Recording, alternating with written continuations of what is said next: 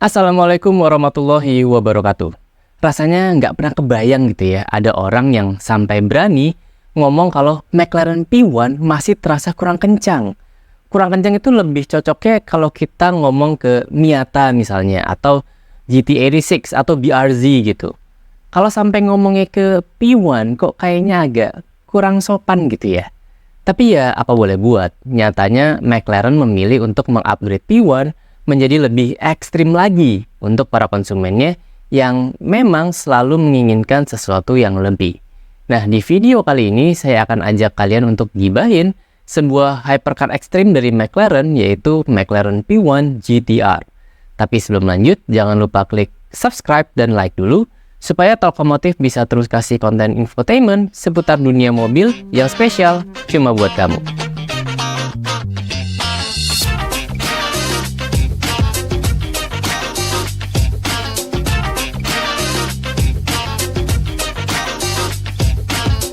Kalau dibandingin antara P1 standar dengan versi GTR-nya, sebetulnya cukup kelihatan dari sisi visualnya.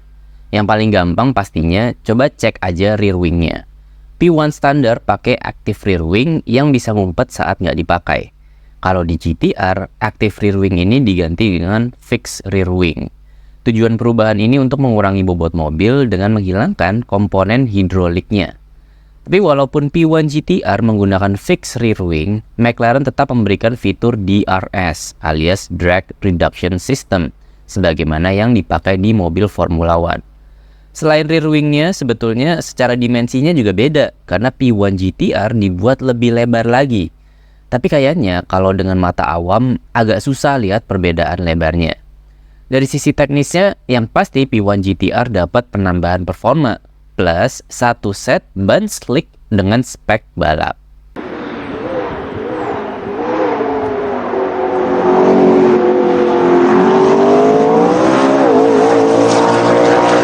Untuk urusan performanya, pastinya mengalami lonjakan dibanding performanya P1 standar. Walaupun begitu, sebetulnya secara konfigurasi mesinnya itu masih sama antara P1 standar dengan P1 GTR. Mesinnya masih sama-sama berukuran 3800 cc, V8, twin turbo dengan electric motor. Seberapa besar sih improvement performa yang didapat oleh P1 GTR kalau dibandingkan dengan P1 standar? P1 GTR mendapatkan kenaikan tenaga hampir 10% lebih tinggi. Total output tenaga yang dihasilkan oleh P1 GTR mencapai 986 horsepower. Output tenaga ini lebih tinggi 83 horsepower dibanding milik P1 standar. Tapi memang sejauh ini belum ada info detail apakah peningkatan tenaga ini dihasilkan dari kulikan di mesin combustion engine-nya atau dari motor elektriknya. Untuk total torsinya sendiri bisa menghasilkan hingga 1000 Nm. Figur output performa tadi bisa membawa P1 GTR berakselerasi dari 0 sampai 100 km per jam dalam waktu 2,4 detik aja.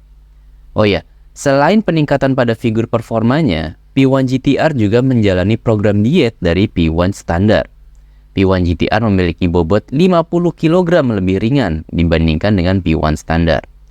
Beberapa ubahan untuk kebutuhan diet ini seperti menghilangkan komponen hidrolik di active rear wing-nya, terus mengganti kaca jendela dengan bahan plastik, dan menghilangkan semua soundproofing atau peredam suara di mobil ini.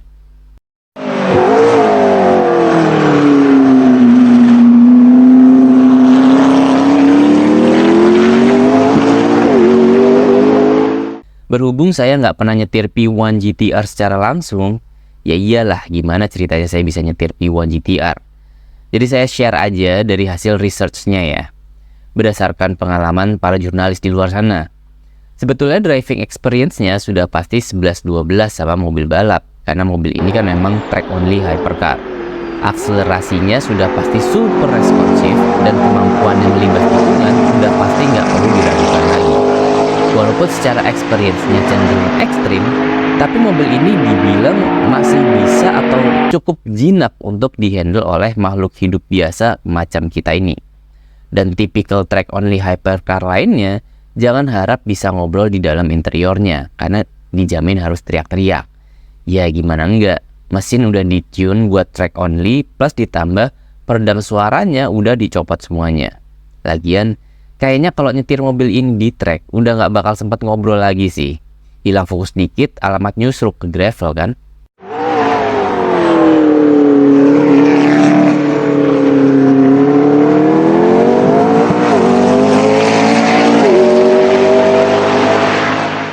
McLaren nggak menjual P1 GTR secara sembarangan. Punya uang, nggak berarti kalian bisa langsung pesan.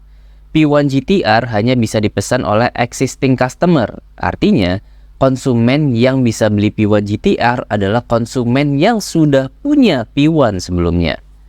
Jumlah yang diproduksi pun nggak banyak, cuma sebanyak 40 unit aja. Nah, ternyata dari 40 unit, lebih dari setengahnya itu pengen pakai P1 GTR-nya di jalanan juga, nggak cuma di track. Aslinya kan P1 GTR adalah track only, artinya cuma boleh dipakai di track dan nggak boleh dipakai di jalan raya.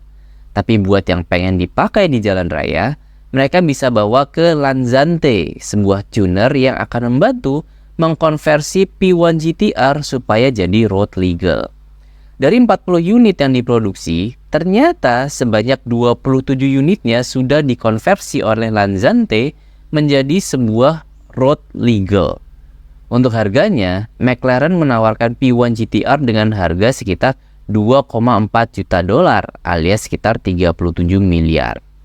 Dan sama seperti pesaing sesama track only hypercar lain, si Ferrari FXXK Evo, harga tersebut bukan cuma sekedar membeli mobilnya, tapi juga membeli sebuah experience menjadi seorang pembalap pro yang tergabung di dalam tim balap profesional.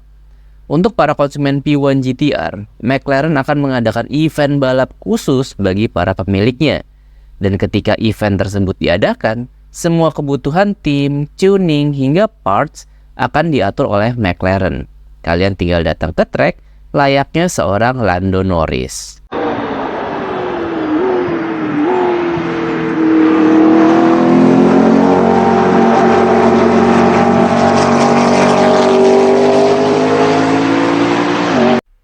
Nah, itulah tadi gibahan kita tentang McLaren P1 GTR, sebuah track only hypercar yang menjadi versi lebih ekstrim dari sebuah McLaren P1. Oke, sebagai penutup, terima kasih sudah menonton video ini sampai habis. Jangan lupa subscribe dan like video ini, dan sampai ketemu lagi di video monolog berikutnya. Wassalamualaikum warahmatullahi wabarakatuh.